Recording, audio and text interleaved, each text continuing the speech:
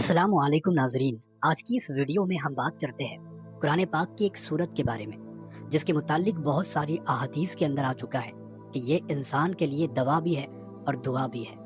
यही वो सूरत है जिसको पढ़ करके अल्लाह के बहुत सारे नेक बंदे बहुत बड़े बड़े मर्तबे पर फाइज हुए थे।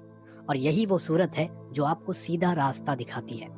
यही वो सूरत है जो आपको आपकी मंजिल तक पहुंचाती है। और यही वो सूरत है जिसको पढ़ने से इंसान अल्लाह ताला के करीब होते चला जाता है।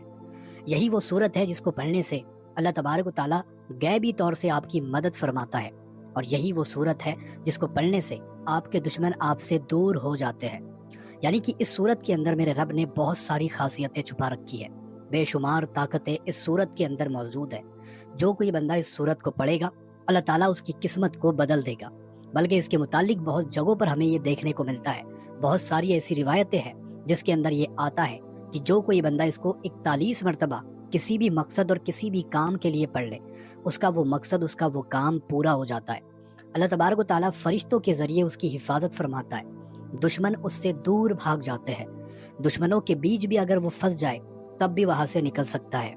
अगर कोई ऐसा शख्स है जो कर्ज का शिकार हो चुका है, यानी कर्ज उसके ऊपर बहुत ही ज्यादा हो चुका है और उसके ऊपर से कर्ज उतरने का नाम नहीं लेता, या फिर उसके पास पैसा ही नहीं आता है कि कर्ज चुका पाए, ऐसे वक्त में उसको चाहिए कि इस सूरत का विर्द करे। इंशाअल्लाह ताला अगर लाखों रुपए का भी कर्ज होगा, अल्लाह ताला गैब के जरिए से उसका कर्ज अदा करवा देगा।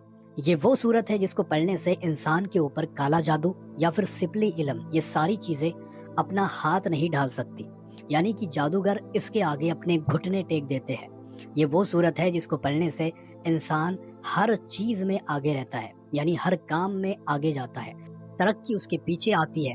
यानी कि जो भी बंदा इसको पढ़ेगा अल्लाह तबारक व ताला दुनिया में उसको किसी का भी मोहताज नहीं होने देगा। सिवाय अल्लाह ताला के वो बंदा किसी का भी मोहताज नहीं रहेगा। दुनिया में किसी से मांगने की जरूरत उसको नहीं पड़ेगी। हमेशा लोगों में बांटता रहेगा, लेकिन उसको कभी भी मांगने की जरूरत नहीं पड़ेगी।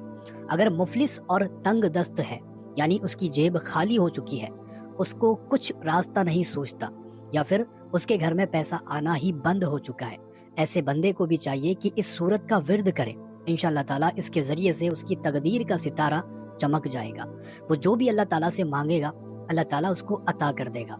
दोस्तों, इस सूरत का नाम है सूरह फातिहा। कुरान पाक की ये बहुत ही ज्यादा मुफीद और बहुत ही ज्यादा तासीर रखने वाली सूरत है। जो कोई बंदा इस सूरत को 41 मरतबा पढ़कर जहां पर भी पढ़ेगा अल्लाह ताला उसकी फौरन ही मदद फरमाएगा। इसको पढ़ करके जो भी अल्लाह ताला से मांगेगा अल्लाह ताला उसको फौरन ही अता कर देगा।